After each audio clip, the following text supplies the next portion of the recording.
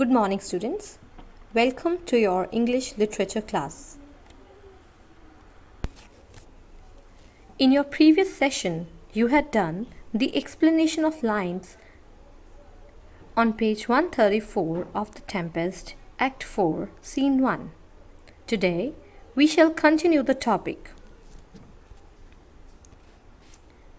By the end of this video, you will be able to understand the meaning of mask, explain the meanings of difficult words as used in the context, understand related literary devices and references used in the text, explain the dialogues in your own words. Before we begin with the explanation, let us understand what is mask. A masque or mask was a dramatic composition consisting of declamation and dialogue, music and dancing, decoration and scenery. Declamation means speech. It was not usually performed by ordinary actors, but was mostly played by the members of the nobility, sometimes even the king and the queen taking part in it.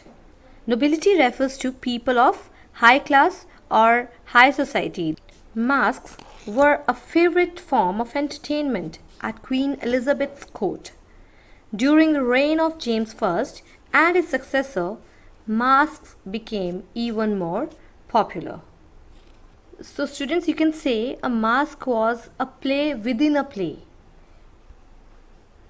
The principal features of a mask were: the mask was written in rhymed verse, that is, it was in a form of poem that had proper rhyme scheme.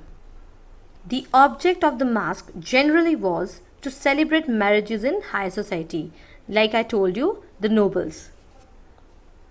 The subject was generally allegorical and mythical. What is allegorical? It means containing allegory.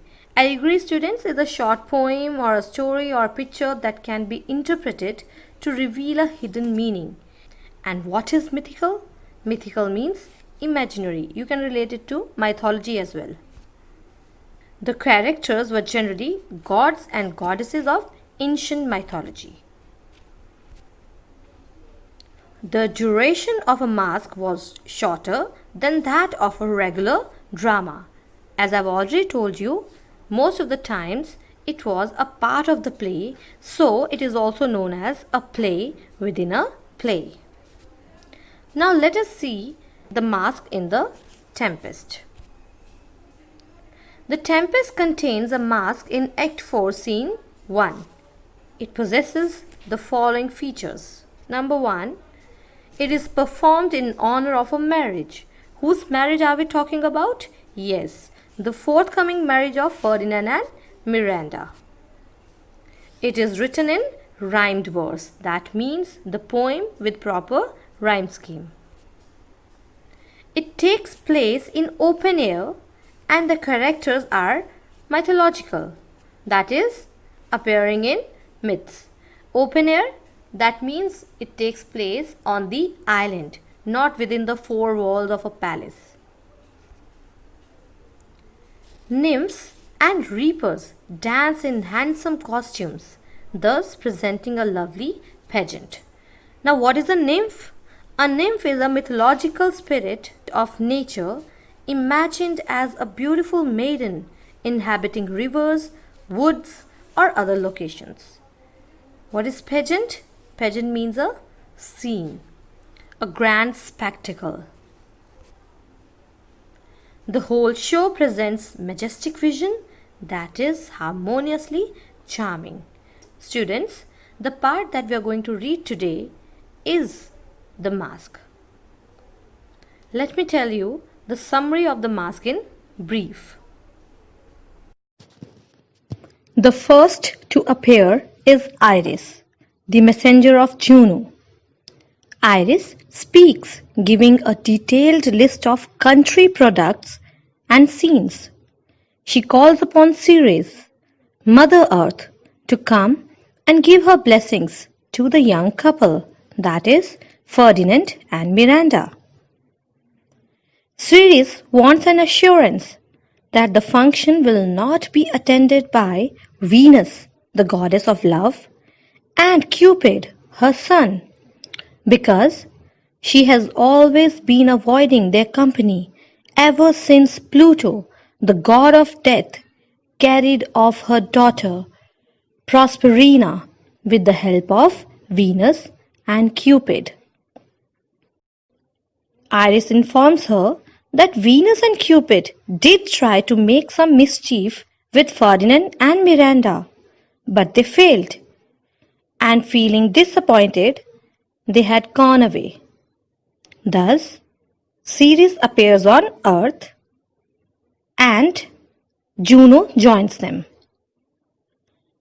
Then Juno blesses the young lovers with happy marriage, long life, wealth, and happiness. Ceres blesses them with the fertility of the soil, granaries full of grains, trees laden with fruits, etc. Ferdinand is enthralled to see the whole show and asks Prospero whether the characters are spirits. Prospero informs them that they are. Next, Iris calls upon the nymphs and the reapers to appear and join in a dance. Now students, open your textbooks at page number 136 and note down the meanings of difficult words.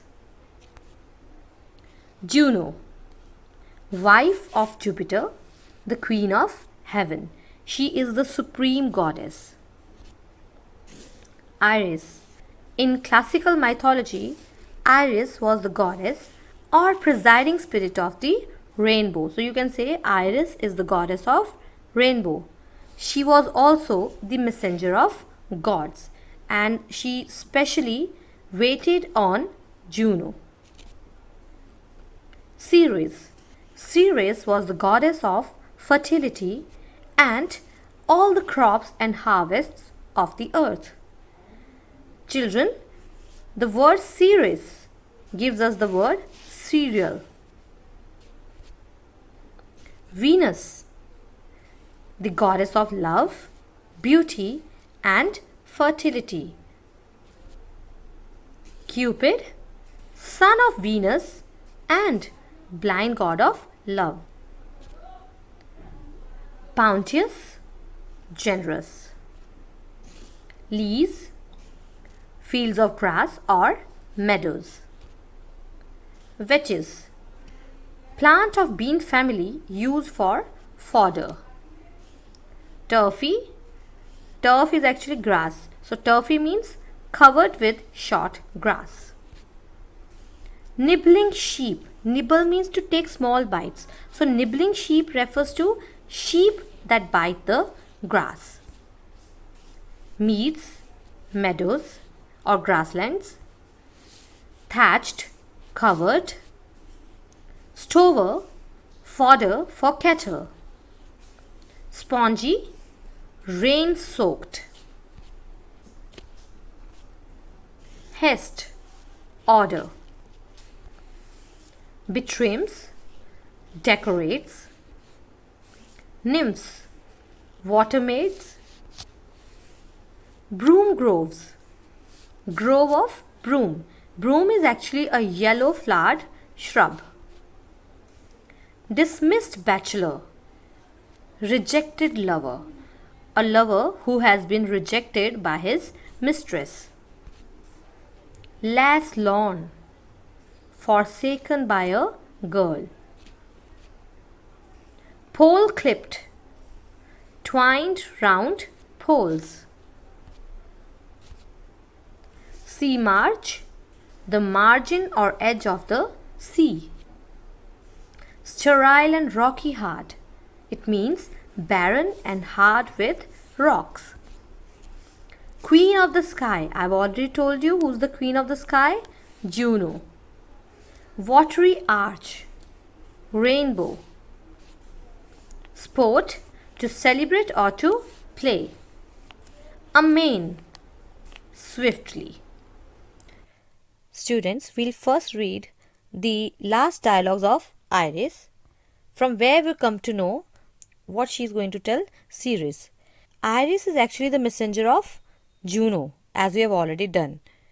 So, she here tells Ceres to leave all the places that we are going to read now, because Juno has called her here at this very place.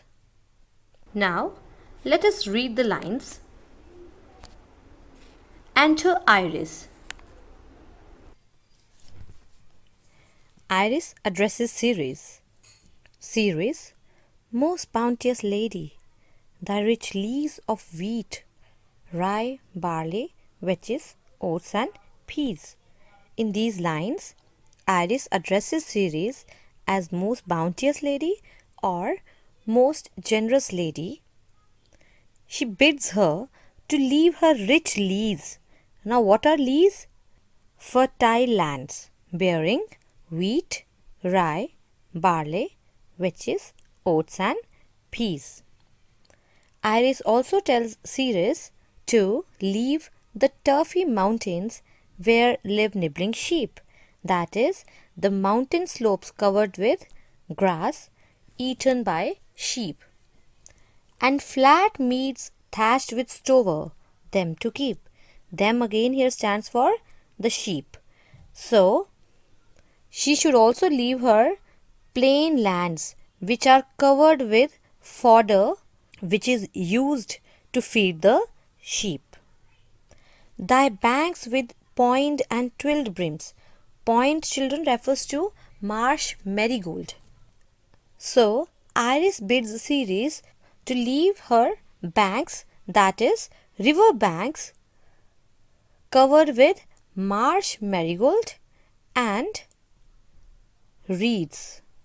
Twilled brims are reeds, which spongy April at thy hest betrims. Now, spongy April. Children, spongy means rain soaked. Why is April said to be spongy? It is for the reason that April is the month of showers. Spongy April or rainy April makes the ground wet like a sponge full of water. So, Iris bids Ceres to leave the river banks, which are adorned with marsh marigold and reeds. These marigolds and reeds serve as a crown, which is worn by cold nymphs. Now, nymphs, as we have already done, these are water maidens. And why are they cold? Because they are passionless.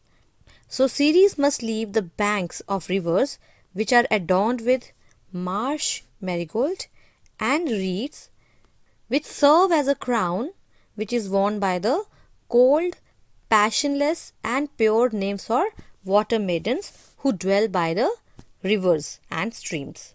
And thy broom groves, whose shadow the dismissed bachelor loves, being less lorn. Ceres must leave the groves of broom whose shadows are sought by dismissed bachelor or rejected lover. Now, who is this rejected lover? The suitor who has lost his mistress.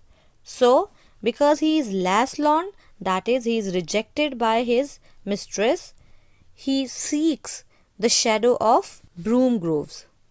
Thy pole-clipped vineyard and thy sea marge, sterile and rocky hard. Ceres must also leave the pole-clipped vineyard, that is, the vineyard in which the vines grow round the poles which support them, and the sea marge, sterile and rocky hard, and the rocky edge of the sea on which where thou thyself dost err, on which she roams to enjoy the fresh air. The queen of the sky, whose watery arch and messenger am I. Children, Iris is the goddess of rainbow, and a rainbow is always in an arch shape like this. Therefore, she is calling herself watery arch. She is the messenger of Juno, and Juno bids Ceres to leave all the places because she, with her sovereign grace right now, descends or comes down on this grass plot or this land of grass. What is the reason that Juno is asking Ceres to come? She must come and sport or play. Her peacocks fly amain. Here, when we are talking about peacocks, we are referring to the chariot of Juno that is drawn by peacocks. Her peacocks fly amain, that is, her chariot is reaching quickly. And so, Ceres must approach to entertain Juno. Now let us read the gist of the explanation. Iris says that she is the rainbow-bearing messenger sent by Juno, the queen of the sky. She has come to announce that Juno has asked Ceres, goddess of the fields and the earth, to leave her rich farms of wheat, rye, barley, oats and peas, the hills where the sheep nibble, the furrows that April covers with flowers for nymphs to make crowns with. Ceres must leave the groves where the disappointed bachelor lurks, rejected by his love, and the well-pruned vineyards and the rocky seashore. She must leave these places and hurry here to this grassy plot to entertain Juno. Now children, let us discuss a few cross questions. So children, who is Iris? Iris is the goddess of rainbow and messenger of gods, particularly of Juno, the queen of heaven. Who does Iris invoke? Iris invokes Ceres, the goddess of fertility and of all crops and harvests. How does Iris describe the fields, mountains and riverbanks? Iris describes the fields as fertile lands yielding wheat, rye, barley, vetches, oats and peas. The mountain slopes are covered with grass or food for sheep, and the river banks are covered with marsh marigold and reeds which are adorned by spongy April at the command of Ceres. These marsh marigold and reeds are used to form crowns for the nymphs. Who is Juno? Juno is the wife of Jupiter and the goddess of heaven. And who is Jupiter? Jupiter is the supreme god and husband of Juno. What does Iris tell Ceres on behalf of Juno?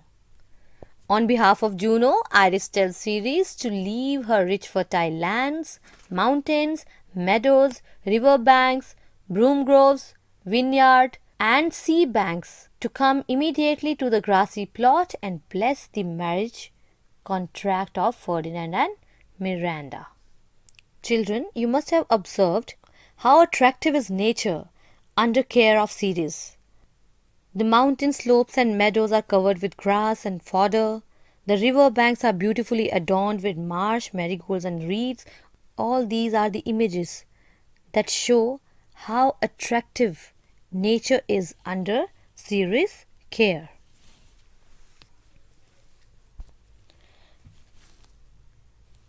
Now let's move on to the next stanza, but before that let us discuss the difficult words. Note down the meanings of these words on your books. Hail, I greet you. Bosky, covered with bushes. Unshrubbed, treeless. Short grass green, lawn covered with short grass. Now let's read the lines of Ceres. Enter Ceres. Ceres says, Hail, many-colored messenger, that never durst disobey the wife of Jupiter. Ceres welcomes Iris by calling her many-colored messenger, that is, rainbow messenger, who never disobeys the wife of Jupiter. Who is the wife of Jupiter? Right, Juno. Who with thy saffron wings upon my flowers diffusest honey drops. Here, Ceres is praising Iris. She says that Iris, with her saffron or orange colored wings, drops honey drops, that is, moisture sweet like honey, on her flowers to refresh them. And with each end of thy blue bough dost crown my bosky acres and my unshrubed down. Bosky acres are her bush-covered areas of land, and unshrubed down refers to shrubless meadows. So, Iris almost touches the earth with either end of her bow, that is her rainbow. Thus, Iris is a kind of rich scarf to her earth. Why had thy queen summoned me hither to this short grass green? Ceres asks Iris what is the reason for which the queen, that is Juno, has called her here on this land covered with short grass. Now let's have a look at the gist of the text. Ceres bids greetings to Iris, the rainbow messenger, who never disobeys Juno, the wife of Jupiter, who, with her golden wings or saffron wings, sprinkles dewdrops and refreshing showers on the flowers of Ceres, and arches her colored bow over the wooded fields and grassy meadows, like a beautiful scarf to decorate the earth. Ceres then asks Iris why the Queen Juno called her there to that grassy spot. Now let's discuss the word meanings of dialogues of Iris. Contract of true love. Solemn pledge of true love. Estate, bestow. Blessed, happy. Bow, rainbow. Attend, wait on. Dusky, dark. Dis, Pluto, the god of underworld. Scandaled company, disgraceful company. Forsworn, sworn to give up. Now, Iris says, a contract of true love to celebrate and some donation freely to a state on the blessed lovers. So, Iris in these lines is answering the question of Ceres why she has been called by Juno to this place. Iris tells Ceres that she has been called here to celebrate a contract of true love and to give a gift to the blessed lovers, that is Ferdinand and Miranda. Ceres says, tell me, heavenly bow, if Venus or her son, as thou dost know, do now attend the queen. Ceres asks Iris to tell her whether Venus and her son is Cupid, are also there attending the queen, since they did plot the means that dusky Dis, my daughter, got. Her and her blind boy's scandaled company I have forsworn. Here, Ceres tells Iris that ever since Venus and her son, Cupid, plotted a way for the god of the underworld to steal her daughter away for half the year, Ceres swore that she would never speak to them again. She has forsworn their company. Students, according to a classical legend, Proserpine was the daughter of Ceres. While Proserpine was plucking flowers, one day she was taken away to the underworld by Dis, the god of the underworld. This is also known as Pluto. So you can also use the word Pluto for him.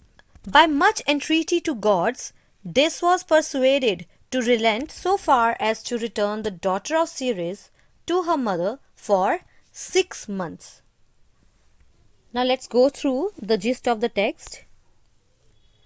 Iris tells Ceres that Juno has called her there to celebrate a marriage of true love and give a gift to the lovers. Ceres then asks Iris whether she knows if either Venus, the goddess of love, or her son Cupid is accompanying Queen Juno, because ever since Venus and her blind son plotted a way for the god of the underworld to steal her daughter away for half the year, she swore she would never speak to them again. Children, why do you think she wants to shun the company of Venus and her blind son Cupid? It is said that Venus is the goddess of love, and Cupid, who with his bow and arrow makes people fall in love. Since Dis had abducted Proserpine under the effect of love, that is why Ceres has forsworn to leave their company. Now children, let us discuss a few cross questions. What does Ceres say about the messenger, that is Iris? Ceres says that Iris is a rainbow-colored messenger who never dares to disobey Juno, the wife of Jupiter. What question does Ceres ask Iris at the end of her speech? At the end of her speech, Ceres asks Iris why the queen, that is Juno, has called her to the lawn covered with short grass. What does Iris do to Mother Earth?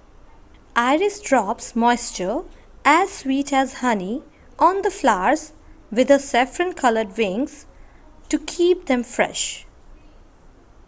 Iris serves as crown to the bushes and barren hills and acts as an ornamental scarf. How is rain described here? Here, rain is compared to refreshing drops of honey. And how is rainbow described in these lines? In these lines, rainbow is described as a rich ornamental scarf to the proud earth. I hope you have understood the text.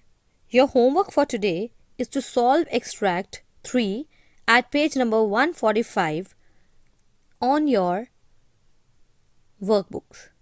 Thank you.